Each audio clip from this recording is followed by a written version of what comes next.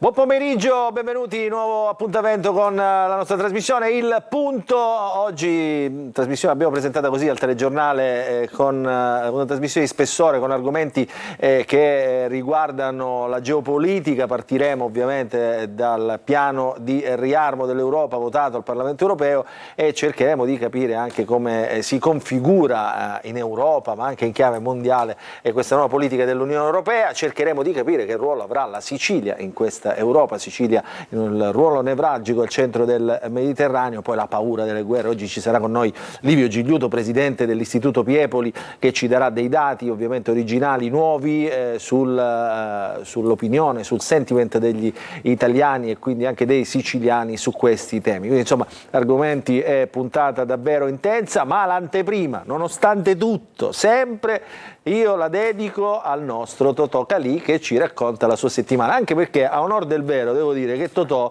ormai da mesi, non più da settimane, punta sempre la sua matita sulle questioni internazionali, quindi complimenti Totò, vedi, ci hai visto lunghissimo. Mi dispiace semmai. Vabbè, insomma, bravo però, insomma.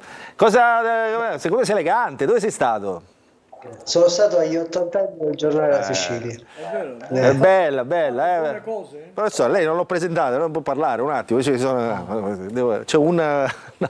Vabbè, presentiamo gli ospiti così vedi chi ti ascolta. Il professore Salvo Annò, ex ministro della difesa, insomma esperto di politica interna e internazionale. Professore, benvenuto, ben trovato. Grazie a tutti voi. Luciano Cantone, parlamentare del Movimento 5 Stelle, parlamentare alla Camera del Movimento 5 Stelle, ha seguito Giuseppe Conte nell'ultima visita a Bruxelles, quindi a Strasburgo, scusi, ne parleremo subito dopo. L'europarlamentare di Fratelli d'Italia Ruggero Razza, ben trovati. Anche lì insomma cercheremo di capire questo voto al Parlamento europeo. Allora ci dedichiamo a Totò, tutti, ascoltatelo, guardate. Totò, vai, le vignette. Un po' di vignette su questo tema, ecco qua. Il riarmo, quindi l'Unione Europea sia al piano di riarmo e il tamburo della pistola, insomma, sono tutte le nazioni che fanno parte dell'Unione Europea. È un mitre, cos'è? 27, insomma. Va bene. Come? È un mitre, non è più una pistola, con 27 paesi, Certo. 27 pallotti. Speriamo bene, speriamo di non doverne usare neanche una. Andiamo avanti. Questa era molto così introspettiva, andiamo avanti. Questa qua invece, questa riguarda Catania, quindi tutt'altro argomento. Il sindaco Trantino ha detto che non ci sono i soldi per riparare le famose scaffe. Ok. Quindi pazzesco, in strada c'è un buco enorme e quello del tesoreria dice: io non hai visto quello nelle casse del comune. Insomma, soldi non ce n'è. Impiegato comunale, soldi non ce n'è. Se le scaffe non si possono sistemare, arredatele. Andiamo avanti. Sono così, in ordine sparso queste vignette, insomma non sono state riordinate, va bene. La Sicilia, ok. Gli 80 anni del giornale La Sicilia, quindi il giornale di un giorno fa la cronaca, in 80 anni ovviamente fa la storia. Fatta anche stamattina. È una verità, è stata detta questa. Hai disegnato là, hai fatto le vignette? Dal vivo, in diretta? Non ti sento più bene. Le hai fatte le vignette in diretta, dal vivo? Sì, certo, fate vedere. Adesso poi vediamo un po' di immagini di questa festa, ovviamente. Andiamo avanti. Qui ecco abbiamo un retromarcia rispetto all'America.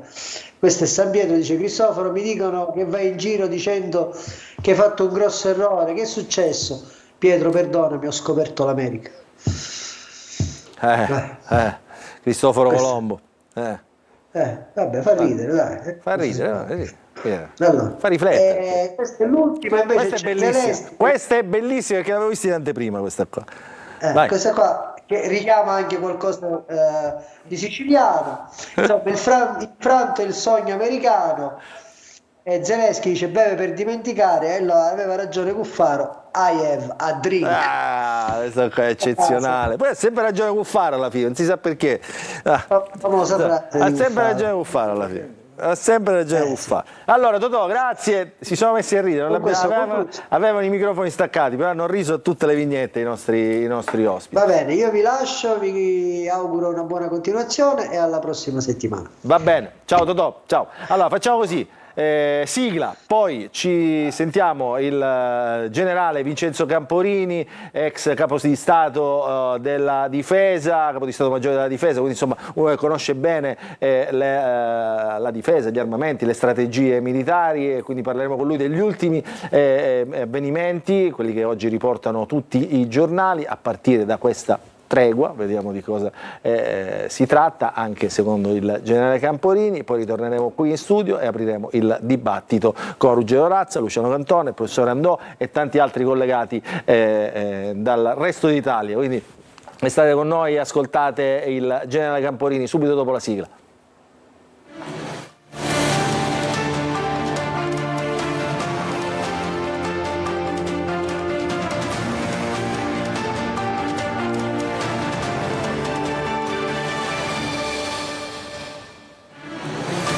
E allora, buon pomeriggio, buon fine settimana. Oggi abbiamo annunciato già in precedenza i temi della nostra trasmissione. Partiremo dal commento del piano di riarmo dell'Europa che è stato votato proprio in settimana al Parlamento europeo. Che significa questo? Ma anche parleremo dei timori degli italiani su possibili conflitti che potrebbero anche interessare l'Europa stessa, e ovviamente un quadro generale della geopolitica, perché il mondo sta cambiando e allora ce ne stiamo accorgendo anche sulla nostra pelle. E poi la nostra Sicilia al centro del Mediterraneo, il ruolo strategico, e proprio da questo partirei con il primo ospite della nostra trasmissione, il generale Vincenzo Camporini, già capo di Stato Maggiore dell'Aeronautica e della Difesa, quindi insomma un titolatissimo a poter parlare insomma di questo quadro generale della geopolitica. Allora generale, intanto benvenuto, grazie per essere con noi, buon fine settimana. Lei tra l'altro tra un po' andrà anche in piazza a manifestare proprio per l'Europa dei popoli. Significativo infatti anche questa sua presenza. Allora generale,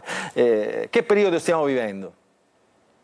Un periodo direi di cambiamenti storici, perché con tutte le problematiche, le cadute, le incongruenze, ma fino a 3 mesi fa il mondo occidentale viveva in un mondo regolato, di regole, di norme, di convenzioni, di legalità. E con l'avvento di Trump al potere alla Casa Bianca e di tutta la sua squadra, sottolineo, Trump è un problema, ma chi gli sta attorno possono essere ancora più pericolosi. Abbiamo fatto un salto indietro nella storia di 300-400 anni, siamo tornati a una politica internazionale esclusivamente basata sulla forza. Io sono più forte di te e quindi mi prendo quello che è tuo e quindi ti detto le mie condizioni.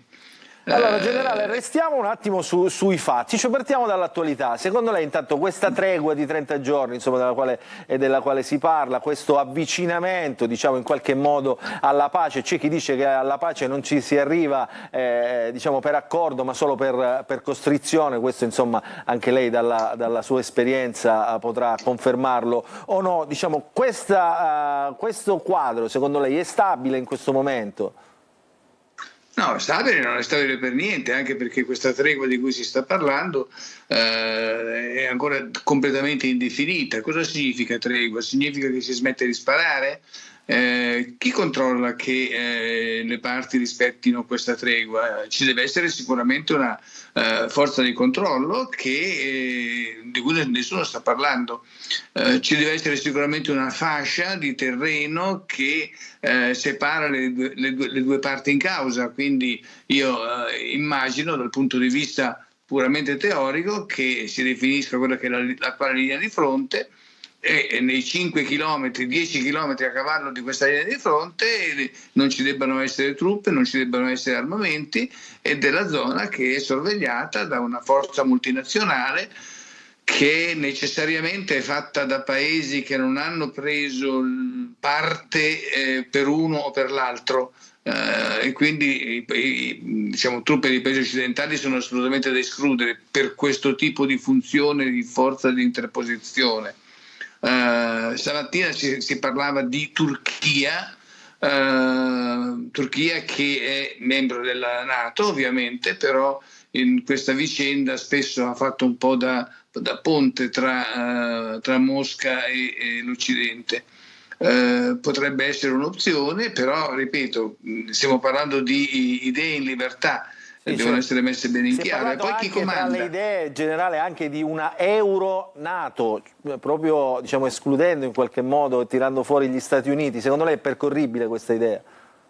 Ma questa idea più che percorribile direi che è obbligatoria, ma non nel senso di una forza, di una capacità militare antagonista all'Occidente americano. No, deve essere una postura politica supportata anche da un'adeguata capacità militare che faccia sì che l'Europa, in quanto tale, non come sommatoria dei singoli stati, sia un interlocutore di pari dignità, di pari livello o quasi pari livello degli Stati Uniti, quindi un interlocutore con cui negoziare, discutere le prese di posizione e non imporle, come purtroppo troppo spesso è accaduto. Senta, cosa cambia, diciamo, anche nelle strategie militari? Perché queste sono guerre ovviamente nuove, al passo coi tempi. Abbiamo visto, ad esempio, la prima minaccia degli Stati Uniti a Zelensky, quando non voleva neanche sentire parlare di accordi, è stata quella di Musk. Ha detto: io stacco i satelliti, vediamo quanto durate. Questa storia dei satelliti ci penalizza a noi europei, cioè siamo anche sotto questo punto di vista a scacco di altre superpotenze. Questa è una guerra antica combattuta con mezzi moderni, guerra antica perché abbiamo visto operazioni simili a quelle della prima guerra mondiale, le famose spallate sull'Isonzo che costavano migliaia di vittime e si sono ripetute tranquillamente nel Donbass, però con l'utilizzo di mezzi modernissimi, di mezzi per certi versi fantascientifici, il controllo tramite osservazioni satellitari, comunicazioni spaziali è estremamente pervasivo, e in questo l'Europa ha certe capacità che non sono sufficienti, devono essere certamente incrementate. Nel campo della comunicazione Starlink è sicuramente più avanti di quanto sia il programma europeo Iris Quadro, che diventerà operativo dal 2030 in poi, e quindi noi europei dobbiamo darci da fare perché abbiamo un po' di strada da percorrere. Con noi ovviamente il generale Vincenzo Camporini, uno dei massimi esperti in sicurezza, difesa, forze armate, con il quale appunto stiamo inquadrando quella che è la fotografia del mondo attuale, anche alla luce appunto di tutto quello che sta succedendo, conflitti inclusi. Il Mediterraneo, generale Camporini, centrale come sempre nei conflitti. Che ruolo ha il Mediterraneo, che ruolo potrebbe avere la Sicilia, visto anche la presenza delle forze statunitensi proprio sul nostro territorio? Il Mediterraneo è chiaramente un punto focale, soprattutto per noi, ma anche per tutta l'Europa. Il resto dell'Europa non è molto consapevole e noi dobbiamo politicamente convincere, chiarire ai nostri alleati, ai nostri compagni di strada che il benessere e la sicurezza dell'Europa passa anche attraverso il Mediterraneo e non soltanto attraverso il fronte orientale. Abbiamo un ruolo politico determinante, il ruolo politico che ha delle conseguenze anche dal punto di vista pratico, quindi noi è giusto che siamo un presidio sul Mediterraneo, e è chiaro che la Sicilia da questo punto di vista gioca un ruolo fondamentale. Il fatto che ci sia una base NATO come Sigonella, dove operano i nostri velivoli insieme agli americani, è diciamo molto indicativo del fatto che c'è una importanza fondamentale. Un'altra base importante, Trapani. Direi che la Sicilia gioca veramente un ruolo di primissimo piano. Si è parlato molto quando Ursula von der Leyen ha varato questo piano d'attacco per il riarmo d'Europa, all'idea di un esercito comune, no? Cioè, in molti anzi hanno pensato che questo piano si traducesse poi realmente in una difesa comune. In realtà poi abbiamo scoperto che non è così, ma le faccio una domanda: servirebbe un esercito comune? Quanto tempo ci vorrà per realizzarlo, secondo lei, un esercito comune, qualora servisse? Allora, un esercito comune servirà in un'ottica federalista. Io sono un federalista convinto, quindi sono certo che questa è la strada del futuro. È una strada che chiaramente è molto, molto faticosa da percorrere e ci vorrà tanto tempo, ci vorranno anni.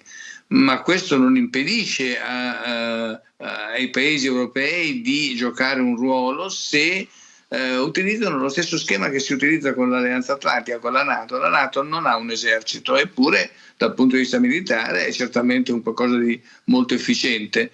Semplicemente esiste un sistema molto raffinato, molto articolato di comando e controllo che parte dal Belgio, da Mons. In Italia abbiamo un elemento chiave come JFC Naples a Lago Patria vicino a Napoli. Questo sistema di comando e controllo, che è della NATO, utilizza le forze che di volta in volta vengono messe a disposizione dei singoli paesi, che le traggono dalle loro forze armate. È una procedura assolutamente priva di qualsiasi problematica burocratica. C'è un'operazione da fare. Si chiede all'Italia di mettere a disposizione, faccio per dire, la Brigata Sassari. Il governo italiano decide che va bene e la Brigata Sassari a questo punto non risponde più ai comandi dello Stato Maggiore della Difesa, ma risponde ai comandi del comandante supremo che sta a Mons. In chiusura, generale, diciamo così, anche per conoscenza, anche per i nostri telespettatori, in questo momento quali sono gli eserciti più potenti? Cioè, qual è la superpotenza in termini militari nel mondo? Sai, è un discorso molto complicato, perché in questa equazione bisogna metterci anche l'arma nucleare. Quindi se noi parliamo di eserciti convenzionali, direi che oggi in Europa ci sono due potenze che hanno una capacità significativa, che sono la Turchia e la Polonia. Però ripeto, nel momento in cui mettiamo nell'equazione l'arma nucleare, le cose cambiano radicalmente. Diventa potente chi ce l'ha, no? Esatto, noi abbiamo in Europa abbiamo la Francia e la Gran Bretagna che hanno una capacità di deterrenza nucleare e chiaramente li mette in un'altra categoria, giocano la partita di un altro campionato.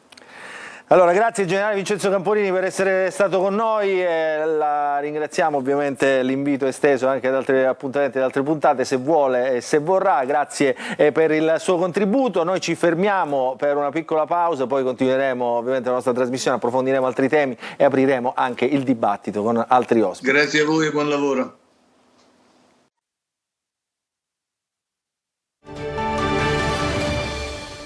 Entriamo in diretta, interessantissima analisi ovviamente del generale Vincenzo Camporini, uno dei massimi esperti in difesa, strategia militare, insomma armamenti, un punto di vista che adesso commenteremo anche con i nostri ospiti di studio che hanno ascoltato diciamo, attentamente anche le parole del generale. Ve li ripresento: il professore Salvo Andoggia, ministro della difesa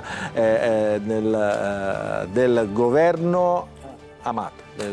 Luciano Cantone, Movimento 5 Stelle, parlamentare alla Camera, Ruggero Razza, eurodeputato di Fratelli d'Italia, e poi in collegamento vedo il presidente dell'Istituto Piepoli, Livio Gigliuto, che anche oggi ci darà dei dati, dei sondaggi da commentare. Benvenuto Gigliuto, buon pomeriggio. Buonasera a tutti. Vedo il direttore Salvatore Carrubba, già direttore del Sole 24 Ore, scrittore, buongiorno. Accademico. Buongiorno direttore. Allora, la vedo però... Buongiorno a tutti. Allora, dico alla regia, sistemiamo questo collegamento perché sembra un fantasma, faccia tutti gli scongiuri del caso, direttore Carrubba, però insomma sembra collegato da un altro posto che non è il suo studio. E poi vedo, attenzione, perché questo è un bellissimo collegamento che siamo riusciti a fare oggi. Vedo Enzo Bianco, già ministro dell'Interno, presidente del Consiglio dell'Anci, sindaco di Catania, che sta partecipando con tanti sindaci siciliani alla manifestazione in Piazza del Popolo a Roma. Allora, l'ho visto in bassa frequenza, non lo rivedo più, allora tra un po' lo ricollegheremo. Prima di partire, la copertina che riassume un po' questa settimana incredibile, che poi a sua volta riassume questi mesi assurdi che stiamo vivendo. La copertina l'ha curato Ottavio Longo. Dopo la copertina comincia il dibattito. We are in an era of rearmament.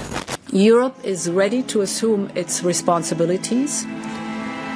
Rearm Europe could mobilize close to 800 billion euros of defense expenditures for a safe and resilient Europe.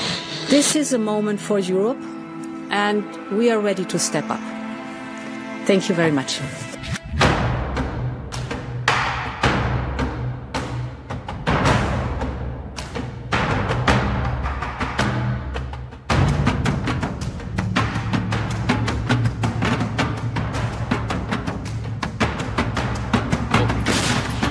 Just as you can't force people what to think, what to feel, or what to believe. And unfortunately, when I look at Europe today, it's sometimes not so clear what happened to some of the Cold War's winners.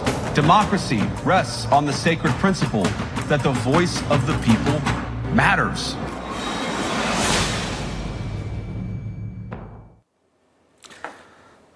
E questa è la copertina con questo buio finale che insomma lascia un po' di riflessioni aperte. Ci ha raggiunto anche il collega Antonio Condorelli, che saluto come sempre nelle nostre puntate. Ciao Antonio, ben Ciao Luca, trovato. Eccoci qua. Situazione molto calda, soprattutto alla luce di come hanno votato anche i partiti italiani questa risoluzione. Vediamo che ci sono delle spaccature non solo all'interno della maggioranza ma anche all'interno degli stessi partiti, e su queste divisioni bisognerebbe costruire delle scelte, non è così semplice. Insomma, questo è il tema che riguarda anche la nostra politica nazionale. Allora, io partirei dal professor Andò, perché insomma ha inquadrato un po' tutta la questione, anche dal punto di vista storico, no? Professore, così come abbiamo fatto col generale Camporini, insomma è una situazione che in qualche modo non ci lascia tranquilli.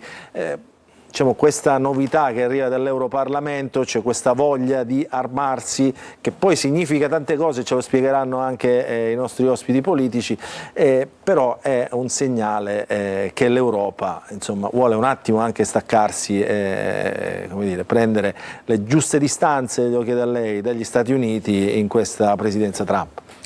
Ma io credo, come diceva Camporini, che siamo in una situazione di grande incertezza. Siamo in una situazione di grande incertezza perché stiamo fronteggiando dei rischi che sono anche dei rischi inediti, e quindi molte delle categorie, a cominciare dal diritto internazionale, che consideravamo definitivamente acquisite, non lo sono più. Teniamo conto anche di un'altra difficoltà: è molto difficile poter fare una politica della difesa, visto che la sua domanda è rivolta anche a questo, omogenea, quando non c'è una politica estera omogenea. Non è un mistero che sia all'interno della maggioranza che all'interno dell'opposizione vi sono tendenze in politica estera che sono abbastanza divaricate, e quindi in un certo senso tutto ciò crea una situazione di ambiguità anche con riferimento alla politica della difesa.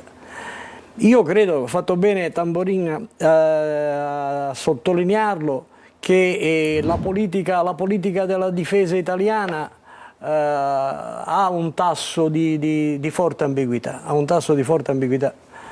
Sono divisi i partiti dell'opposizione, sono divisi i partiti della maggioranza.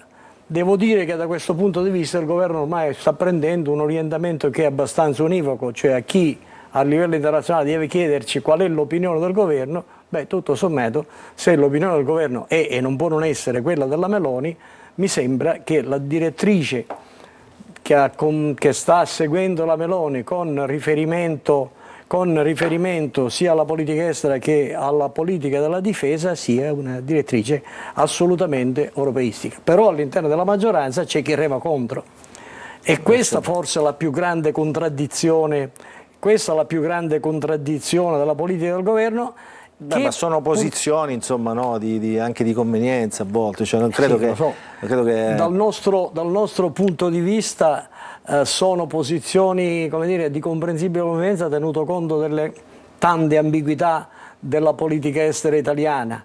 E però dal punto di vista internazionale vengono sono percepite come condizioni che creano una situazione di inaffidabilità, e non c'è nulla che pregiudica la politica estera, la politica della difesa, più della incertezza dei comportamenti che alla fine si assumeranno. Allora, io andrei subito e poi coinvolgo tutti gli ospiti. Nel frattempo un attimo vediamo se riusciamo a salutare Enzo Bianco, che sta facendo il nostro inviato praticamente in piazza. Allora, Eccolo qua, saluta, sempre simpaticissimo Enzo Bianco. Allora, buonasera Bianco, dove si trova? Sotto il palco?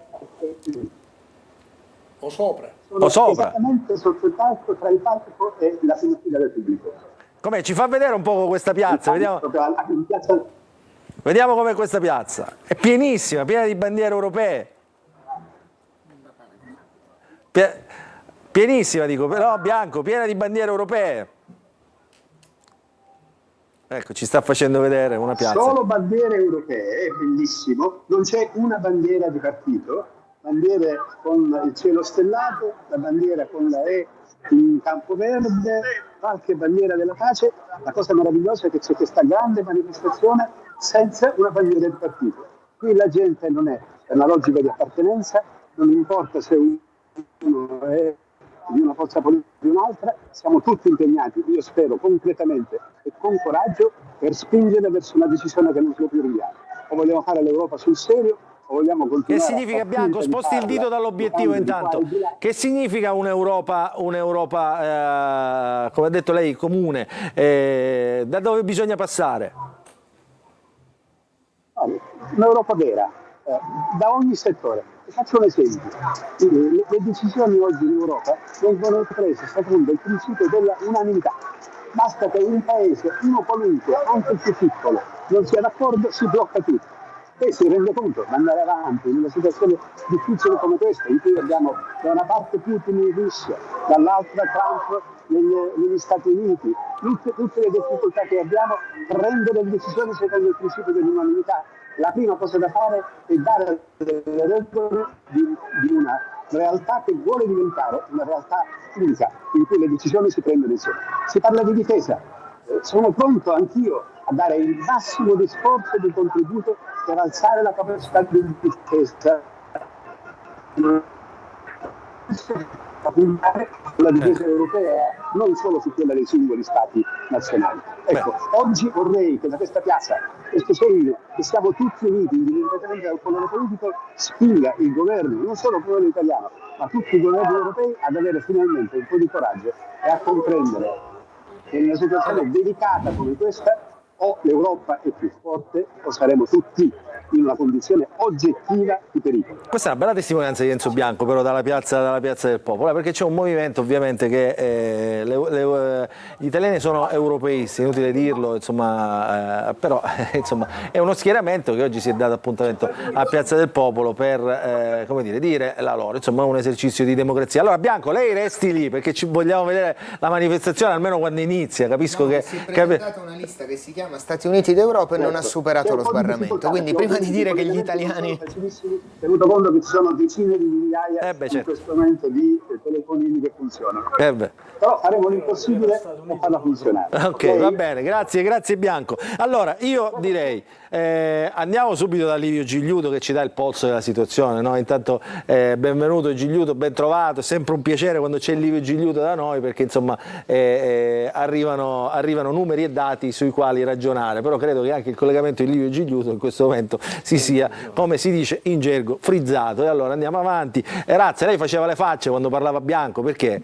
No, dicevo, per carità, le piazze sono sempre belle, sono importanti, creano mobilitazione democratica e quindi voglia anche di affrontare temi nuovi in maniera significativa, ma da qui a dire che l'idea degli Stati Uniti d'Europa, di un grande superstato europeo, possa essere maggioritaria in Italia, aspetterei un attimo, perché c'è stata non più di qualche settimana fa alle elezioni europee una lista, un progetto che si è presentato con questa dizione e non ha superato lo sbarramento. Se invece proviamo a essere seri, io penso che l'Europa in questa legislatura stia dimostrando rispetto a quella passata di aver finalmente deciso di occuparsi di problemi seri. Abbiamo abbandonato tanti vezzi ideologici che però hanno creato lo sconquasso della competitività europea, che hanno bloccato le fabbriche, che hanno determinato condizioni di bassa produttività in tutta Europa, e ora in questa nuova legislatura sembra che ci sia svegliati al principio del realismo e si affrontano temi di politica industriale, di competitività, di approvvigionamento energetico, di sicurezza e di difesa. E io penso che questo vada salutato con favore. Sì. Poi dobbiamo evitare di essere ideologici su questo tema, perché o rimettiamo in discussione anche l'Alleanza Atlantica e allora pensiamo che gli Stati non debbano intervenire sulla materia della sicurezza e della difesa, e io penso che realisticamente nessuno, nemmeno negli Stati Uniti, pensa di dover mettere in discussione la sicurezza e la difesa di tutto l'Occidente attraverso la NATO, oppure questa sicurezza e questa difesa in qualche modo va sostenuta e finanziata. Andiamo a guardare i numeri. Fino ad oggi l'80% della spesa di mantenimento della NATO è fuori dai 27 paesi europei. Ma gli effetti della sicurezza che arriva dall'ombrello della NATO sono per tutti, anche per i 27 paesi europei. E non è che si è svegliato Trump una mattina e ha detto all'Europa: dovete investire di più sulla spesa per la sicurezza e la difesa. Lo ha detto prima Biden, lo hanno detto negli anni passati altri vertici della NATO, che hanno chiesto a tutti gli stati membri dell'alleanza di partecipare, arrivando fino al 2% del proprio prodotto interno lordo. Il governo italiano negli scorsi anni aveva assunto questo impegno. Allora il Presidente del Consiglio dei Ministri era il professore Conte. E oggi l'Italia spende l'1,56% del proprio PIL, quindi in qualche misura è anche inadempiente rispetto agli impegni che ha assunto con la comunità internazionale. Cosa dice l'iniziativa europea? Dice che bisogna fare un esercito comune in Europa? No. Dice che bisogna darsi una strategia di politica industriale, una strategia di politica di sicurezza, e dice una cosa che l'Italia, come altri stati, chiedono da tempo, e cioè che le spese che vengono investite vengano scomputate dal patto di stabilità.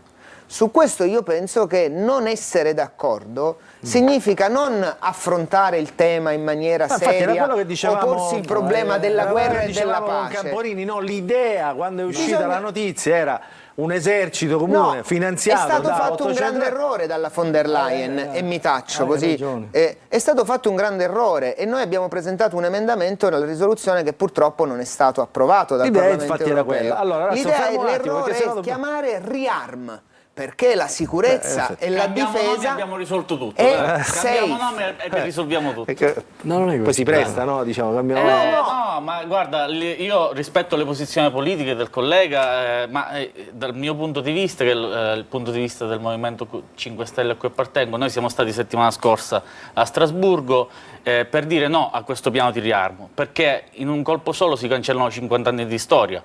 L'Unione Europea nasce per evitare che i paesi si riarmino. Se noi riarmiamo i paesi, noi stiamo cancellando 50 anni di storia. Per fare cosa? Mi faccia finire il ragionamento. Per fare cosa? Con questi probabili 800 miliardi a cui si arriverà, si parla di una strategia per riarmare l'Europa. Innanzitutto l'Europa, in Europa chi produce le armi? Dove acquistiamo queste armi? Noi siamo in una condizione, in questo momento, in Italia, ma non solo in Italia, nei paesi del Mediterraneo, parliamo del Mediterraneo e della NATO. Le compriamo dagli Stati Uniti, no? La maggior parte. Stati Uniti. Quindi noi stiamo dicendo a Trump e agli Stati Uniti, che adesso ci stanno mettendo ulteriori dazi, quindi ci puniscono per loro portare avanti mi faccia concludere, per portare avanti i loro ragionamenti, noi diciamo bene, stanziamo questi soldi come Unione Europea, i paesi si riarmano, noi diamo questi soldi all'America per premiarla di quello che stanno facendo, dell'atteggiamento che stanno tenendo in campo internazionale. È un momento storico in cui noi abbiamo necessità di diminuire il divario che c'è tra le fasce più deboli e le fasce più alte. Spendere un piano di riarmo in questo modo aumenta la distanza sociale in Europa, a maggior ragione nei paesi che hanno più bisogno di tutela in sanità e spesa pubblica. Allora, lo vediamo come l'hanno percepito gli italiani questo periodo, però questa settimana. L'Italia deve arrivare o no al 2% della spesa della sicurezza e difesa? Ma l'Italia ci arriva, ma noi possiamo parlare anche di contribution. No? Noi lo sappiamo che l'Italia è il primo contributore nella NATO in termini di unità operative NATO? al mondo, il primo è gli Stati Uniti, in Europa il primo è l'Italia, dopo gli Stati Uniti, nella NATO Sì, c'è però questa è l'Italia un'altra che cosa. contribuisce in unità NATO. Questa Se è poi un'altra vogliamo cosa. parlare No, solo di dobbiamo guerra, i soldi, l'Italia deve arrivarci o non deve arrivarci? ma non è il 5% di cui parla Trump. E ce n'ho Ma solo Trump due non politici, parla, oggi, ma nessuno dice il 5%. La politica. Livio Gigliuto, vediamo se abbiamo ristabilito il collegamento. Livio, buon pomeriggio. Sì, io vi sento bene, Buon pomeriggio Presidente. Allora, come l'hanno percepita gli italiani questa storia del riarm? C'è una notizia, insomma, discussa, dibattuta, non gliene è fregato niente a nessuno? No, è stato il tema più discusso nella mente dell'opinione pubblica italiana, naturalmente lo è stata dopo il conflitto in Ucraina, che in questo momento, da quando Donald Trump è diventato Presidente degli Stati Uniti, è tornato a essere al centro dei nostri pensieri, perché una cosa va detta.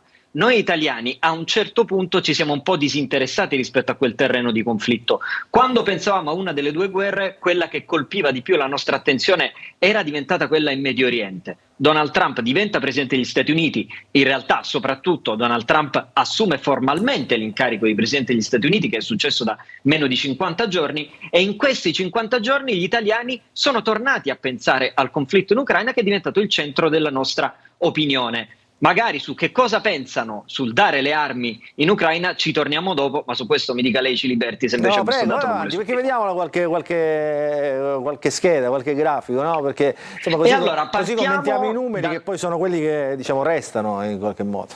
Allora, partiamo dalla guerra in Ucraina e dal nostro contributo militare, nostro europeo naturalmente, e quindi di riflesso italiano, all'Ucraina. Perché, lo dicevo, dall'inizio del conflitto gli italiani sono sempre saldamente dalla parte di Kiev e quindi contro quello che percepiscono come ovviamente un attacco da parte della Russia. Ecco, questo. Però un'invasione contro quindi l'invasione. Ora, questo ci arriviamo, questo invece è il dato sulla manifestazione di oggi, ma direi che ci arriviamo dopo. Intanto il tema dell'Ucraina. Gli italiani sono La dalla grafica parte numero di 4, Kiev, quanto è favorevole agli aiuti militari italiani, questa, no? Insomma, agli aiuti militari. Esatto. Esattamente. Quando noi chiediamo agli italiani sei d'accordo a mandare degli aiuti di tipo economico, gli italiani hanno pochissimi dubbi, sono tutti a favore e sono sempre stati tutti a favore. Ma quando gli chiediamo siete d'accordo all'arrivo invece di sostegni e aiuti di tipo militare, gli italiani dall'inizio del conflitto sono 3 anni, da 3 anni io non ho mai fatto un sondaggio in cui la maggioranza degli italiani fosse d'accordo a un contributo di tipo militare. Però c'è un però, perché nel mondo del centrodestra e nel mondo del centrosinistra più o meno una maggioranza stretta di italiani favorevoli la troviamo. Non la troviamo invece nell'elettorato del Movimento 5 Stelle. C'è una piccola novità nell'ultimo mese: a essere contrari, oltre agli elettori del 5 Stelle, è anche un pezzo dell'elettorato del centrodestra. Quale? Gli elettori della Lega. In questo momento, quindi, sostanzialmente tutti lievemente d'accordo all'invio di aiuti militari all'Ucraina, tranne diciamo i giallo-verdi, avremmo detto qualche anno fa, nel senso gli elettori del Movimento 5 Stelle e gli elettori della Lega, che ovviamente adesso non condividono più un percorso di governo. Però per due motivazioni diverse, no Gigliuto? Cioè, entrambi dicono no, ma per due motivazioni diverse. Si chiama eterogenesi dei fini, secondo alcuni. Andiamo avanti, allora, aspetti, fermola, facciamola commentare al direttore Garruba questa prima scheda. Direttore, intanto benvenuto. Buongiorno, benvenuti a tutti, ma è un dato molto interessante. No? Tutto il dibattito, Camporini, Sì, insomma gli ospiti di studio, sì. insomma è interessante. Sì, ho seguito tutto, e anche se non sento benissimo, comunque ho seguito. No, volevo dire, commentando queste ultime cose che diceva il dottor Gigliuto, che in effetti lui diceva che le valutazioni degli elettori dei 5 Stelle e della Lega a proposito della loro contrarietà all'invio delle armi, eccetera, degli aiuti militari è diversa. Io non credo che questo sia, anzi forse lo diceva lei, dottor Ciliberto, Sì. Io non credo che questo sia il tema. Il punto è, e mi rifaccio qui a quanto diceva all'inizio il professor Andò, quando parlava del fatto che una politica di difesa comune si debba associare a una politica estera comune, che probabilmente manca in gran parte dell'opinione pubblica, non soltanto italiano, la percezione della drammaticità della situazione che stiamo vivendo, nella quale si è rotto un mondo. Tempo fa si diceva, si parlava di fine della storia, oggi dobbiamo dire che è finita una storia, nel senso che è finita quella storia iniziata nel 1945, che si era basata su una forte alleanza fra gli Stati Uniti e l'Europa, basata soprattutto su una comunanza di valori e sull'adesione al modello della democrazia liberale, che oggi sono gli Stati Uniti a mettere in discussione. Ricordo quello che ha detto il vicepresidente Vance a Monaco, che secondo me è stato non meno agghiacciante della scena che abbiamo visto nella sala ovale quando è stato insultato il povero Zelensky. Cioè, io non so quanto sia forte, e qui forse il dottor Gigliuto ci potrà aiutare, la percezione che è in discussione e che è messo a rischio un modello, quello appunto del capitalismo democratico, della democrazia liberale, che ha consentito all'Europa comunque di diventare una delle aree più prospere, più civili, più democratiche, più libere del mondo, e che è un modello che viene messo pesantemente in crisi dal nuovo corso ideologico che ha preso gli Stati Uniti. Razza e dice allora gli Stati Uniti sono diventati tiranni, cioè non più, no, come dire, gli però alleati. mi rifaccio a una citazione di un senatore francese della maggioranza. Quindi è una democrazia da correggere. Certo, una democrazia da correggere, è una democrazia innanzitutto da difendere. Perché noi rischiamo di perdere quelli che sono i principi del pluralismo, della tolleranza, del rispetto per i diversi, eccetera, che sono alla base della democrazia liberale. E poi certo una democrazia da cambiare, perché diventando sempre più giusta e sempre più equa, la soddisfazione e la legittimazione di questo modello diventi sempre più forte negli elettori, cosa che non è.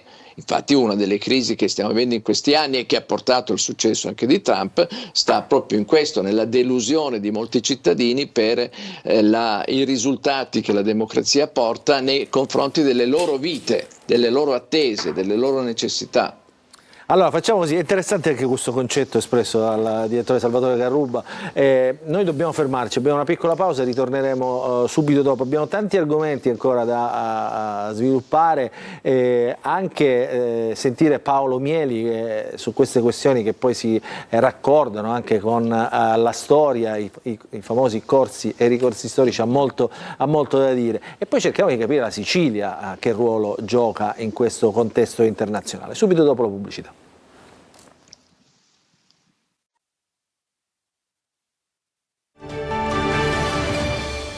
Rientriamo, il dibattito adesso. Professore, siamo rientrati in diretta. Il professore si appassiona ovviamente come sempre a questi dibattiti. Cosa stava dicendo? Dico, ci renda partecipi. Stava commentando le parole del direttore Carrubba. Io dico che c'è un paradosso, perché ragioniamo in ordine ai dati relativi agli umori dell'opinione pubblica. L'opinione pubblica in un certo senso è favorevole, in larga maggioranza, ad una difesa europea. È anche favorevole perché teme che la nuova politica americana prodotta da Trump possa determinare una scopertura di sicurezza per il continente europeo. Dicono questo è un pazzo, preserviamoci. Allora, l'opinione pubblica in un certo senso chiede sicurezza e questo è comprensibile. E la chiede attraverso un atteggiamento dell'Europa che sia un atteggiamento positivo nei confronti della politica della sicurezza, con un timore che l'America possa via via fare una politica di disimpegno nei confronti della NATO, che sia realistico o non sia realistico è tutto da vedere. Questo che cosa comporta? Questo comporta che se davvero dovesse essere un minore impegno degli Stati Uniti all'interno dell'Alleanza Atlantica, l'Europa deve fare il suo dovere e di più, perché la sicurezza europea potrebbe essere pesantemente vulnerata. Però i numeri che ha dato Razza poc'anzi sono essere pesantemente vulnerata. Quelli su quali poi bisogna davvero riflettere. Allora noi dico, il peso in questa alleanza degli Stati Uniti se vogliamo la sicurezza europea, dobbiamo chiederci subito dopo per fare che cosa e come. Non esiste un modello di sicurezza europea in astratto che vada bene in un certo senso per tutte le strategie difensive. Ora, chiarissimo. Allora, fermo un attimo, professore, torniamo da Gigliuto, perché su questo poi, perché diciamo tutte queste idee messe diciamo nel grande calderone, no, dei quotidiani, della stampa, del dibattito, come dire, alimenta le idee degli italiani, che ovviamente leggono, ci ascoltano, si documentano e quindi hanno una propria idea di che cosa, per esempio in questo caso, Gigliuto. Beh, in questo caso direi dell'esercito europeo, perché è un tema che si diceva prima, anche il professor Andò giustamente faceva riferimento agli italiani favorevoli nei confronti dell'idea di un esercito europeo. Va detta però una cosa in premessa, che poco meno di un anno fa si è votato per le elezioni europee e in quel momento gli italiani, sotto quella campagna elettorale, avevano effettivamente accresciuto moltissimo il loro sentimento europeista. Cioè, quando chiedevo quanto avete fiducia nell'Europa, ottenevo risultati molto alti, mai raggiunti negli anni passati. Da quel momento però, questo dobbiamo dirlo, un po' l'Europa ha deluso l'opinione pubblica e gli italiani infatti registriamo un calo importante negli italiani nel loro rapporto con la comunità europea. Insomma, la fiducia nell'Europa è diminuita moltissimo dal giorno delle elezioni europee. Razza dice che è un racconto che fa solo lei.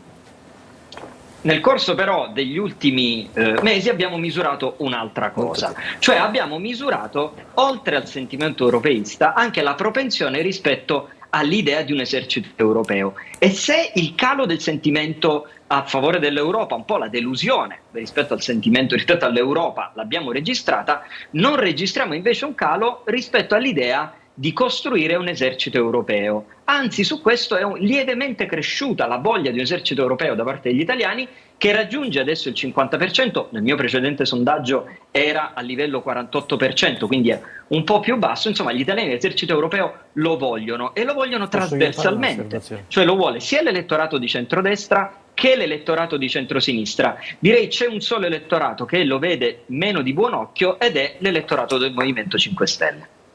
Allora, commenti a questa cosa. Professor Andò, Ruggero Razza, io dico, direttore Carrubba, Luciano Cantone. Europeo c'è un'opinione largamente favorevole.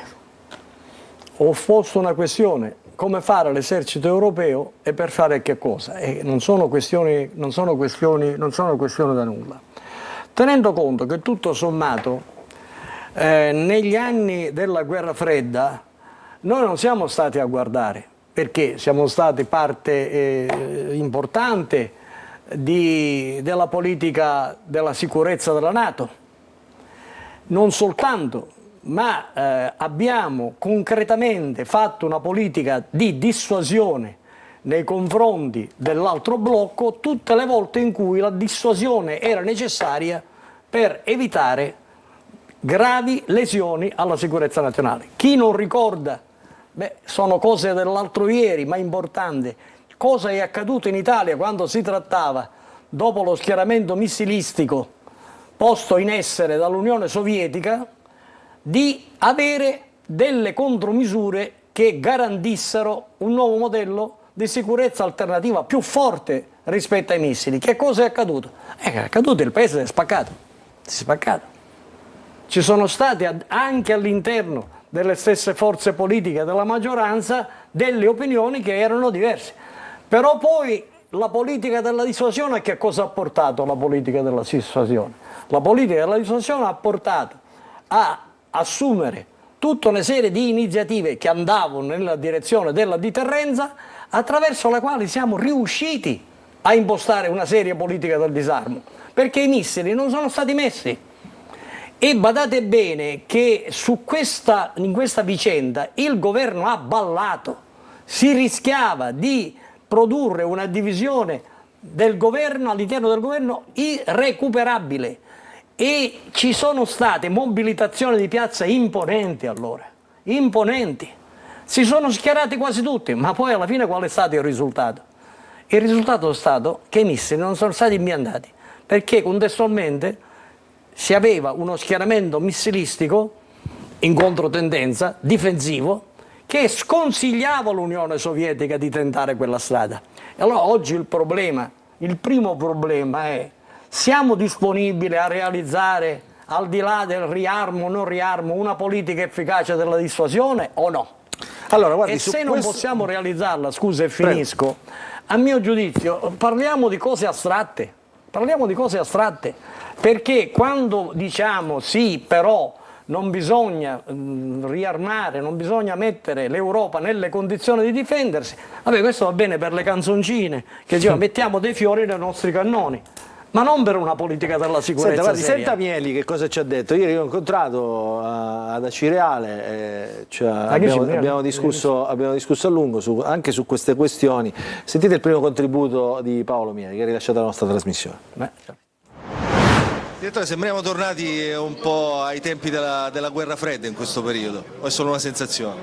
È peggio della guerra fredda, nel senso che la guerra fredda, bene o male, non produsse mai guerre calde, mentre invece questa si manifesta attraverso guerre calde che si accumulano, prima una, poi due, poi tre, e alla fine ci rendiamo conto di essere nel piano di una guerra guerreggiata, non di una guerra fredda. Vorrei ricordare che durante la guerra fredda di guerre in Europa non ce ne sono state. Le guerre si combattevano per procura in Corea fra il 50 e il 53, in Vietnam fra il 65 e il 75, ma di guerre in Europa non se ne sono combattute, anzi si stava costruendo, abbiamo vissuto gli 80 anni più belli che l'Europa abbia mai vissuto, e invece adesso non si può dire la stessa cosa. Che partita sta giocando l'Europa in questo quadro geopolitico?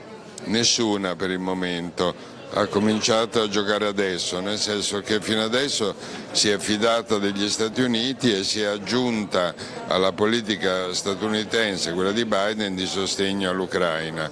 Poi a un certo punto si è trovata dall'oggi al domani senza più l'America, e l'America è stata tutto con la NATO in questi 80 anni, si è trovata da sola e si sta rapidamente ricostituendo come un'entità statuale a sé, però non lo è ancora. Secondo me tutto quello che sta accadendo è molto positivo, nel senso che come fu per la pandemia, l'Europa fa queste cose solo quando è obbligata, quando da fuori arriva un brutto male e allora si risveglia e dice qui dobbiamo fare qualcosa, ed effettivamente qualcosa la sta facendo. Se lei fa le facce ogni volta che sente parlare chiunque, no, lui fa le facce ogni volta che sente parlare chiunque, non è mai d'accordo con nessuno. C'è un mi pregiudizio sembra, no, anti-americano.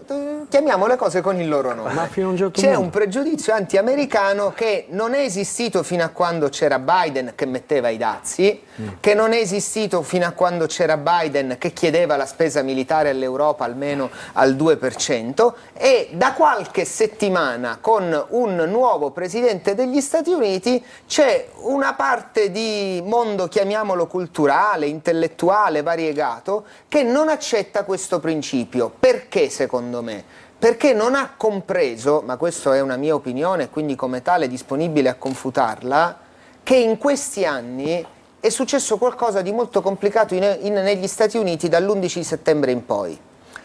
E riflettevo su una cosa, riflettevo su un elemento. Lo dico davanti al professor Andò, al quale sono legato da tantissimo affetto oltre che stima. Anch'io. E quindi lo dico veramente anche a chi ha avuto la responsabilità di essere ministro della difesa. Quando noi pensiamo ai veterani in Europa, pensiamo a qualcuno che ha combattuto la seconda guerra mondiale. Quando noi pensiamo ai veterani negli Stati Uniti d'America, pensiamo a un ragazzo più giovane di me che di anni ne ho 44. Questi 20 lunghi anni di conflitto hanno segnato il popolo americano, e oggi c'è, sia da parte democratica, in maniera detta forse un po' più calma, sia da parte repubblicana con la ruvidezza di Trump, una chiamata dell'Occidente alle sue corresponsabilità sul piano della sicurezza e della difesa. Cioè gli americani non mettono in discussione l'alleanza atlantica o il loro appartenere all'Occidente. Gli americani mettono in discussione il fatto che fino a oggi la nostra sicurezza è stata pagata da loro. E basta. Rispetto a questo, la risposta che dà l'Europa non è quella militarista, non può essere quella militarista, facciamo un nostro esercito europeo. E l'ha spiegato bene questa mattina sulle colonne di un importante quotidiano italiano l'ammiraglio Capodragone, che è il presidente del comitato della NATO. Ed è un ammiraglio di squadra italiano,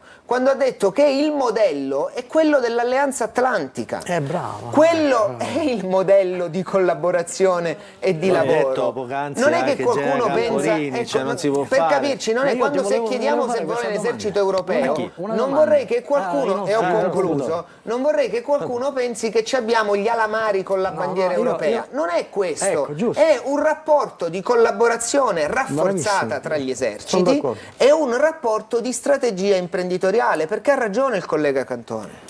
Allora, ha ragione quando dice che noi non possiamo comprare dagli altri, ma la sicurezza si fa anche con un'industria che sia europea. E da questo punto di vista, ecco perché a me non piaceva il termine rearm, non perché cambiando il nome si dovesse cambiare il contenuto, ma perché c'è un tema di politica industriale, di politica di sicurezza, di cybersicurezza, di infrastrutture strategiche, di basi, di digitalizzazione, di Mediterraneo, di forza umana, che deve finalmente essere affrontato. È stata suonata la sveglia, nulla più di questo. Io allora dico, anche con riferimento ai nostri amici 5 Stelle, la domanda da farsi, a cui rispondere laicamente, noi, in termini di sicurezza dell'Europa, siamo disposti a dare all'Europa ciò che abbiamo dato alla NATO o no? Ma non c'è, professore, un'alternativa tra l'Europa e la NATO. Poi vi faccio perché... E poi sentiamo anche gli altri. Io volevo dire alcune cose perché finora sono intervenuto di meno. Prego. Allora, innanzitutto veniamo da 3 anni in cui, dal primo momento in cui è stata aggredita l'Ucraina colpevolmente, quindi condanniamo fermamente Putin, i leader europei hanno sempre detto: noi non possiamo parlare con Putin, mandiamo tutte le armi che possiamo all'Ucraina fin quanto non vinceremo la guerra. Questa è stata la linea fino a ieri. Adesso è cambiato il Presidente degli Stati Uniti, ha cambiato linea e tutti quanti hanno a loro volta cambiato linea. E mi dispiace dirlo, la Meloni su questa cosa non ha battuto ciglio, perché si è allineata a quello che sta dicendo Trump. Il piano di riarmo della von der Leyen è stato votato, è un piano che, parlando di difesa comune europea, non è efficace a quello che serve all'Italia e all'Europa, serve solo a produrre armi, eventualmente a cambiare la linea produttiva, ma poi vedremo quanto tempo e quanto costerà questa linea produttiva per la difesa comune, partendo dal presupposto che serve prima di tutto una politica estera, poi una difesa strategica comune, utilizzando proprio le basi NATO che già ci sono come modello per poter arrivare a un modello centrale europeo. Però di fatto questo è successo. La strategia per 3 anni è stata: non possiamo parlare con Putin perché è l'aggressore fino a quando non vinciamo la guerra. Adesso che non può essere, è evidente a tutti che, a meno che, se parliamo di deterrenza, non abbiamo 7.000 testate nucleari pure in Europa come ce l'ha la Russia, se no la deterrenza con le 260 testate della Francia non riusciamo a farla. Quindi non si può vincere questa guerra. Ci sono diversi modelli di deterrenza. Secondo quello che è stata la linea della von der Leyen di questi 3 anni e di chi ha a tutti i costi alimentato una guerra impossibile da vincere, fermo restando che Putin è l'aggressore. Devo dire, il Movimento 5 Stelle è sempre stato... E su questa linea noi siamo stati sempre su questo punto. Il Movimento 5 Stelle è a venire con il Papa, ovviamente, la voce dei vescovi, devo dire questo. Tra Trump e Putin... Antonio, prego. Il filo diretto tra Trump e Putin rischia di porre un problema molto serio, che è quello dell'irrilevanza politica dell'Europa. Ma soprattutto qual è la strategia? E soprattutto non c'è una strategia politica e industriale. Il Consiglio europeo ha votato alcuni punti che prevedono che, diciamo, che danno forte il senso di questa irrilevanza politica. Non possono esserci negoziati sull'Ucraina senza l'Ucraina, e non possono esserci negoziati senza il coinvolgimento dell'Europa. Il fatto stesso che si pone in essere una regola di questo tipo è la certificazione di un fallimento politico, almeno fino a questo momento, per quello che ha rappresentato e che rappresenta sullo scenario internazionale. Se noi a questo aggiungiamo e riflettiamo sul ruolo dell'Italia, il ruolo dell'Italia è anche un po' diverso, perché noi qui abbiamo anche le basi americane, quindi non è una posizione così semplice. Allora, fermi tutti, avete parlato delle basi, andiamo a vedere queste basi. ce ne raccontate in questo servizio, con particolare riferimento a quelle siciliane, perché io vorrei che si capisse anche perché noi rispetto anche ad altri paesi europei ci sentiamo, come dire, un poco più esposti, perché in questo servizio lo vediamo, noi abbiamo le basi americane. Il servizio di Simona Mazzone e Ottavio Longo. Mentre l'Europa celebra il via libera al piano di riarmo con l'Eurocamera che ha approvato nonostante lo scontro politico un ingente aumento degli investimenti militari, l'Italia continua a essere una delle nazioni chiave per gli Stati Uniti e la NATO, ospitando alcune delle basi più strategiche d'Europa. A Sigonella, base dell'aviazione, in forza 1.700 militari e circa 900 civili, ma in Italia ci sono oltre 16.000 militari e 4.300 dipendenti che diventano oltre 40.000 persone se si considerano anche i familiari, distribuiti soprattutto nelle basi di Aviano, Vicenza, Napoli, Camp Darby e Ghedi. La base di Sigonella, avamposto degli Stati Uniti, situato a pochi chilometri da Catania, ha avuto un ruolo cruciale nel corso degli ultimi decenni. Durante gli anni '80 è stata al centro delle tensioni legate alla guerra fredda, soprattutto durante la crisi dei missili in Medio Oriente. Oggi è un nodo fondamentale per le operazioni di sorveglianza e controllo a livello globale. È una delle più importanti basi per i droni da combattimento e ospita equipaggiamenti che supportano operazioni in Medio Oriente, Africa e più recentemente in Ucraina. Durante il Covid i militari si sono anche organizzati con misure specifiche e lo scalo della base è stato utilizzato per emergenze come cenere vulcanica e come transito passeggeri dopo l'incendio dell'aeroporto Etneo nell'agosto 2023. Anche oggetto delle serrate proteste dei NOMUOS dopo che era stata scelta come base per il nuovo sistema satellitare statunitense. Molti ricorderanno la base di Comiso ormai dismessa, in passato è stata la base NATO più grande dell'Europa meridionale, capace di minacciare l'Unione Sovietica. Interessata da grossi investimenti nei primi anni '80, principalmente statunitensi, era stata individuata per ospitare missili e testate nucleari. Voluta nel 1937 da Benito Mussolini all'interno di un programma fascista di militarizzazione della Sicilia, nel 1991 è stata liberata dai Cruis dopo anni di mobilitazioni popolari e resistenze contro il posizionamento dei missili nucleari statunitensi. Oggi il suo aeroporto è stato riconvertito per uso civile. Certo è che la Sicilia vede crescere il rischio di diventare una grande portaerei per la guerra, con gli abitanti che nel silenzio della politica nazionale continuano a subire gli effetti collaterali di questa militarizzazione. We are in an era of rearmament. Intanto, con l'aumento dei budget militari e la crescente presenza di truppe straniere sul nostro territorio, sembra di essere tornati indietro negli anni '80. Ci si chiede fino a che punto l'Italia continuerà a subire passivamente gli interessi strategici di altre potenze? Direttore Carrubba, a lei la risposta. Non ho sentito purtroppo, mi faccio la domanda. Mi ha tradito il Club de Teatro. No, non sento bene, mi dica. No, diciamo, fino a quando l'Italia chiudeva così il servizio, resterà, la Sicilia in questo caso, resterà sulle decisioni degli altri paesi, cioè dipenderà dalle decisioni degli altri paesi? Ma io spero che rimanga fedele alla sua posizione, e quello che diceva all'inizio Andò circa la fermezza del presidente Meloni va in quella direzione, anche se bisogna dire che in queste ultime settimane alcune ambiguità sono emerse e purtroppo queste ambiguità non possono non arrivare poi a un chiarimento, quindi bisognerà decidere se si sta più verso dalla parte di Trump che dalla parte dell'Europa. E qui riprendo una cosa che è stata detta: io non penso che la divisione fra l'Europa e Trump dipenda esclusivamente da una questione di quattrini.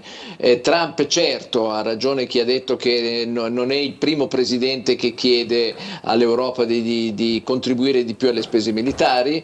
Gli Stati Uniti non è la prima volta che si vedono in qualche misura, non dico minacciati, ma comunque si sentono preoccupati per quello che fa l'Europa. Penso a quando facemmo l'euro, allora negli Stati Uniti si parlava di fortezza Europa, proprio perché era forte la diffidenza. Insomma, non sono sempre state rose e fiori nel rapporto tra Stati Uniti ed Europa, però quello che è cambiato sostanzialmente è che Trump rimette in discussione, ripeto, alcuni valori che erano comuni e indiscutibili. Facciamo un esempio concreto: se Trump scippa la Groenlandia alla Danimarca, membro dell'Europa, l'Europa che cosa sta a fare? Non dico che andrà a fare la guerra agli Stati Uniti, ma semplicemente lo scenario dimostra quanto è differente la situazione rispetto ai presidenti di qualunque colore politico, fossero repubblicani o democratici, degli Stati Uniti nel passato. Ma un'altra questione. Prego, continui, finisca e poi risponde il professor Andò. Ecco, no, la seconda questione che volevo toccare un attimo è quella dell'esercito europeo. L'esercito europeo a chi fa paura? Fa paura perché avere un esercito comune significa avere una politica della difesa comune, quindi significa fare un passo in avanti verso una cessione di sovranità.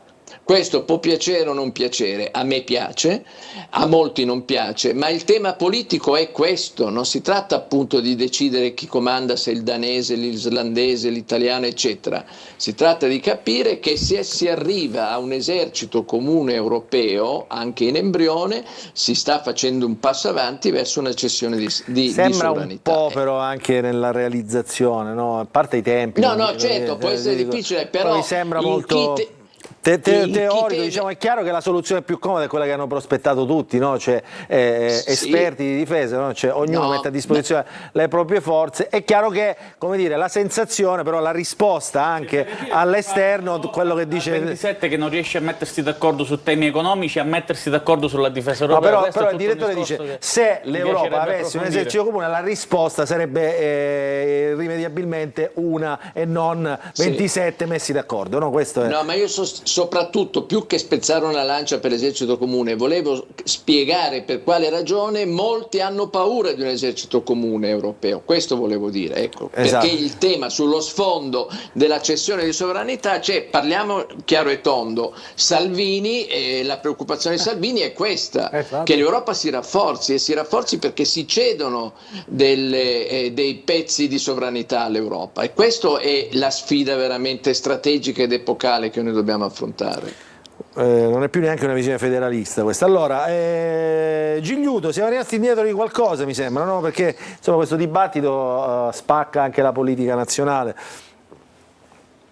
Beh sì, forse l'ultimo tema, l'ultimo dato che ancora non abbiamo esposto è quello relativo alla manifestazione di oggi, di questi minuti, che si sta svolgendo, diciamo, vicino al mio ufficio, in Piazza del Popolo. Perché ce la faccia vedere. No, non si può. Non si può. Noi abbiamo chiesto agli italiani che sentimento avessero nei confronti di questa manifestazione. Allora, dobbiamo dirlo, la manifestazione, diciamo, Michele Serra, nasce con l'ambizione di essere trasversale e, insomma, una parvenza di trasversalità dal punto di vista dell'opinione pubblica un po' c'è, nel senso che vediamo che la maggioranza degli italiani vede positivamente almeno l'indirizzo di questa manifestazione, che poi è quello che abbiamo testato. Va però detto che la manifestazione ha, diciamo, una vicinanza, un favore decisamente più forte a sinistra. Nel mondo del centrosinistra un 80% di consensi, anche nel mondo del Movimento 5 Stelle il consenso è, direi, nettamente più alto della media, della metà, quindi siamo al 74%, mentre una vicinanza alla manifestazione decisamente più bassa la raccogliamo nel centrodestra. Qui arriviamo al 43%. Probabilmente c'è anche il fatto che la sinistra in questo momento forse aveva voglia di una piazza e ha sposato questa un po' come la propria piazza. Beh, insomma, poi è partita in un modo, è diventata un'altra cosa, al di là del colore delle bandiere che ci sono in piazza, che ci ha fatto vedere poc'anzi Enzo Bianco. In effetti la piazza è sempre stata, come dire, più il campo da gioco della sinistra in queste manifestazioni, e come no, Ruggero Razza fa la faccia, e così, insomma, sta piazza sta piazza è diventata di centrosinistra, diciamo così. La piazza ha sempre ragione, no? Insomma, in questo caso mi sembra doveva essere una manifestazione politica, e poi insomma lei c'era, l'ha vista che immagini, no? Storiche. Come no? Insomma, che ricordiati di quegli anni, Andò? Ma lei a qualcosa ti riferisce? A Comiso, alle immagini storiche di Sigonella. Io credo che c'entra anche con la nostra riflessione. In questi ultimi anni, ormai sono decenni, dopo la fine della guerra fredda, sono nel mondo avvenuti dei fatti epocali che hanno cambiato lo stesso senso della guerra. Cioè la guerra che noi ci immaginavamo non esiste più. Nel momento in cui noi abbiamo avuto guerre che non erano finalizzate all'esercizio di un dominio, ma erano finalizzate alla violenza per la violenza. Le nuove guerre sono state queste. E tutto è cominciato con la Jugoslavia. Ora, l'Europa, non c'è dubbio che in tutta questa vicenda, proprio a cominciare dalla Jugoslavia, si è dimostrata estremamente debole. Ora, noi vogliamo un'Europa che possa essere, anche con riferimento alla sicurezza, un attore politico, o un'Europa che sia un attore disarmato e che parla genericamente di europeismo solo come carta dei valori? Questa è la grande questione.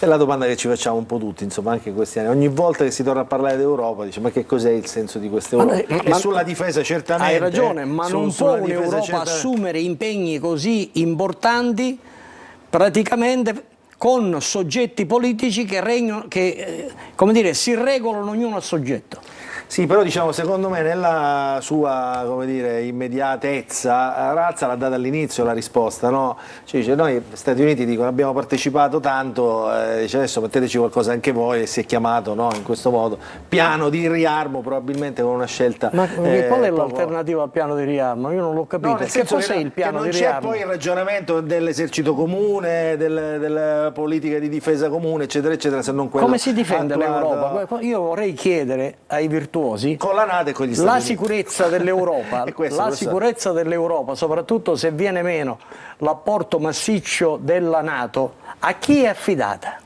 Ah, beh, questo ce lo domanderemo. No, ma poi c'è anche un tema che dobbiamo ci porta fermarci. in Sicilia, ci ragioniamo dopo? Perché poi dobbiamo parlare del Mediterraneo. Esattamente. Allora, io saluto il Presidente dell'Istituto Piepoli, Livio Gigliuto, grazie come sempre per la partecipazione, gli spunti interessantissimi. Grazie Gigliuto, buon fine settimana. Grazie per essere stato con noi e ci fermiamo per la pausa pubblicitaria, poi abbiamo da sentire un altro pezzetto di intervista a Mieli, poi dobbiamo collegarci con la piazza per vedere questa piazza azzurra, che è un colore, anzi azzurro non si può dire, non dire così che poi gli amici del PD ci restano male. La piazza europea, direttore Carruba ride. Va bene, pubblicità e poi torniamo.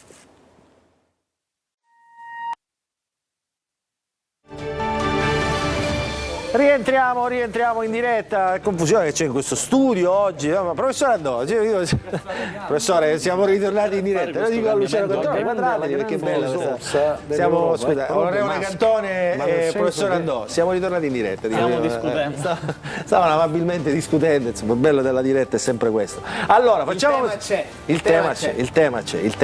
Allora, la Sicilia, che ruolo gioca la Sicilia in questa partita? Devo dire, diciamo, essendo posizione strategica, centro del Mediterraneo, presenza delle basi NATO in Sicilia. E di un grande investimento italiano, perché il Ministero della Difesa ha scelto Trapani come una delle basi per i nuovi caccia italiani e ci sarà un investimento che sta per iniziare di alcune centinaia di milioni di euro e penso che questo sia anche da questo punto di vista un qualcosa sfidante per il nostro territorio. Ma la centralità è il Mediterraneo. C'è un tema che non si è posta l'Europa al pari della sicurezza e della difesa ed è il tema relativo all'Africa, che è il più grande continente in termini di crescita economica e demografica, che è un interlocutore naturale dell'Europa attraverso la Sicilia e penso che possa essere anche meritorio il lavoro che il governo nazionale ha fatto con il piano Mattei, però in quel contesto l'Europa è assente così come era stata assente sui temi della sicurezza e della difesa. Chi è presente lì? La Russia e la Cina. E allora da questo punto di vista, in questo ridisegnare globalmente il mondo che l'avvento dell'amministrazione Trump sta arrivando, c'è una grande sfida per l'Europa, che è quella lì di diventare protagonista nel rapporto con il sud del mondo. Ci riuscirà? Non ci riuscirà? Io penso che è un lavoro che va fatto. Il sud del mondo perché già ci sono i cinesi là, Perché lì ci sono i cinesi, che sono il vero contraltare in questo momento degli Stati Uniti. Ma il sud del mondo è una variabile su cui nessuno può fare affidamento. Il problema del Mediterraneo è quello di capire in che misura il Mediterraneo, sul piano delle cose che tu dici, può avere un'autonomia decisionale. E ti devo dire una cosa, non per essere nostalgici, gli unici che hanno capito bene come si poteva affrontare la questione mediterranea anche sul piano del debito, perché sono pieni di debiti i paesi a cui tu fai riferimento, sono stati insomma, piacciono, c'è non Gualtieri, piacciono, guardate, c'è Gualtieri in piazza. Sono stati Craxi Tanta gente, e razza. Andreotti. Tanti sindaci, guarda che bello. Sono stati Craxi e Andreotti i quali hanno teorizzato un principio. Che dell'Europa sono l'anima e l'espressione. Prego, professore. Gualtieri, insomma. Stavo dicendo che a proposito di centralità mediterranea bisogna in un certo senso avere delle coordinate che non siano ballerine. Craxi e Andreotti avevano teorizzato un principio che riguardava l'Alleanza Atlantica, che i paesi mediterranei, se vogliono contare in Africa, devono avere un tasso ragionevole di infedeltà atlantica. Allora, Paolo Mieli, ascoltate cosa ha detto a proposito di Trump, a proposito delle superpotenze. Insomma, Paolo Mieli da perfetto storico riconduce tutto. La conosco bene. Alla storia. Ho fatto la proposta della laurea honoris causa quando ero rettore, quindi. Perfetto. Allora, Paolo Mieli. Direttore, nel patto atlantico, nella NATO si sentivano tutti tutelati, oggi sembra che non è più così. Certo, non solo non siamo più tutelati dal principale rappresentante del patto atlantico, ma quello si è alleato col nostro nemico e quindi pensi cosa sarebbe successo se negli anni 50 e 60 a un certo momento uno di quei presidenti, Eisenhower o lo stesso Kennedy, improvvisamente si fosse alleato con Khrushchev o Brezhnev o gli altri che ci sono stati. È una sorpresa davvero imprevedibile. Ora queste cose che sto dicendo sono troppo precipitose, dobbiamo vedere come si evolveranno, se veramente durerà questa alleanza fra Trump e Putin, però lo shock per l'Europa è enorme. I processi di pace da sempre hanno avuto necessità di persone in qualche modo che avessero, come dire, una conoscenza e un raziocinio che li portasse oltre le divisioni. Lei vede, insomma, queste figure illuminate in questo momento che potrebbero portare al processo di pace non solo l'Europa, ma anche rasserenare un po' tutto il mondo?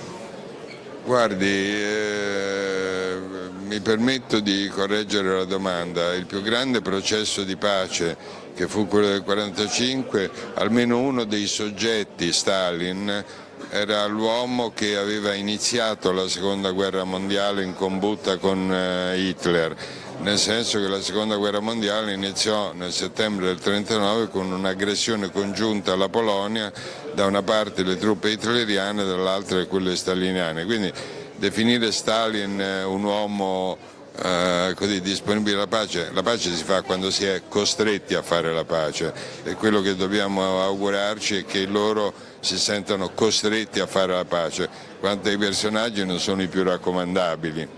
Senta, tra Trump, il leader cinese Xi Jinping, Putin e il leader coreano, chi è che la spaventa di più in questo momento? Trump, perché è imprevedibile e non ha ancora usa troppe parole prima dei fatti. In genere mi spaventano di meno quelli che ci pensano, che usano poche parole, poi magari i fatti mi spaventano, ma oggi la mia vera paura è Trump.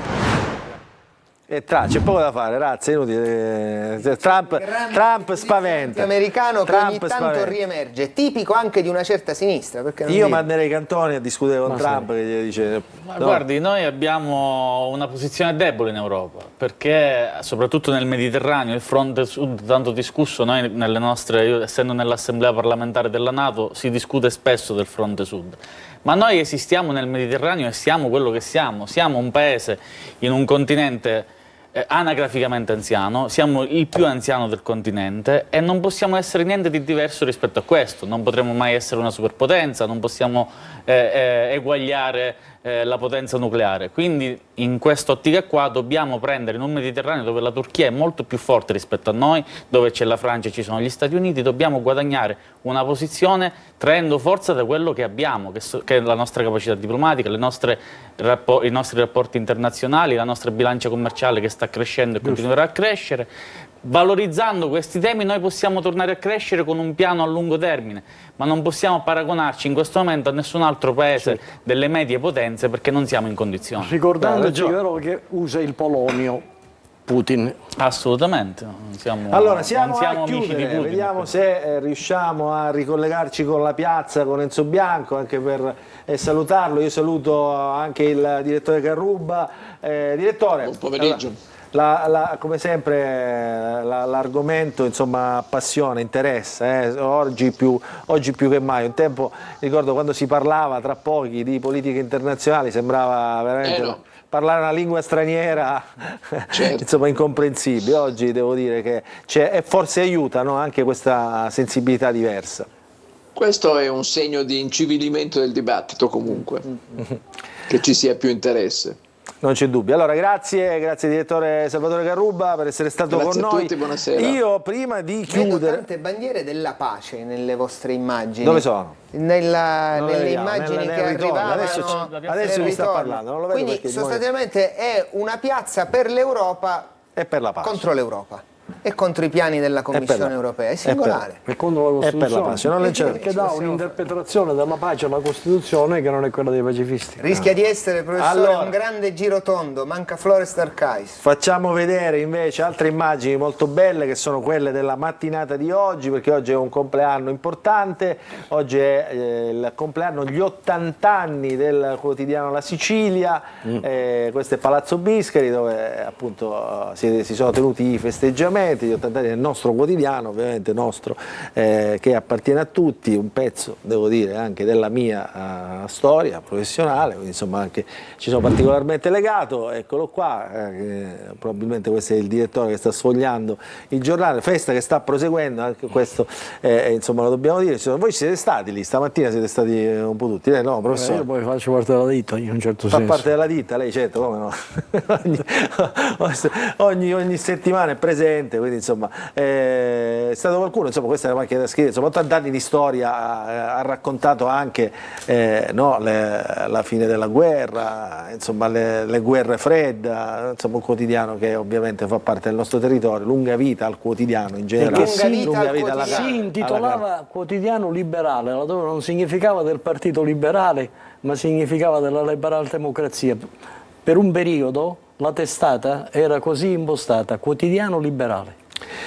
Insomma, bella storia, tanti auguri anche al quotidiano La Sicilia. Allora mi sa che abbiamo chiuso, non ho visto i titoli di coda dalla regia, ditemi se sono andati, così saluto i nostri ospiti. Allora, Ruggero Razza, europarlamentare di Fratelli d'Italia, Luciano Cantone, parlamentare alla Camera del Movimento 5 Stelle, il professore Salvo Andò, già ministro della Difesa, saluto anche, e lo vedo ancora collegato, quindi lo risaluto. Non so se abbiamo Enzo Bianco, abbiamo Enzo Bianco, lo volevo salutare, insomma era in piazza, si è prestato a fare insomma da inviato speciale, non lo so se ce l'abbiamo, non lo vedo in bassa frequenza, quindi lo saluto da qua. Grazie a tutti per essere stati con noi, noi ritorneremo la prossima settimana, ci occuperemo di questioni che riguardano più il nostro territorio, la nostra politica regionale, quindi insomma state lì. Saluto ovviamente, non me lo sono dimenticato, ma lo saluto alla fine, il nostro Antonio Condorelli. Ciao Antonio. Eccoci, bella puntata, ogni tanto bisogna anche, come dire, ragionare su altri livelli per capire insomma di più la nostra politica.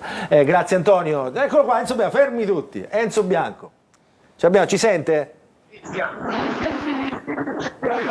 Io vi sento, non benissimo, vi sento perché purtroppo c'è troppa confusione. È un po' difficile, ci sono decine di migliaia di telefonini e quindi le linee sono... Allora Però Bianco, adesso vi sto ascoltando. grazie per averci fatto da inviato speciale oggi. Poi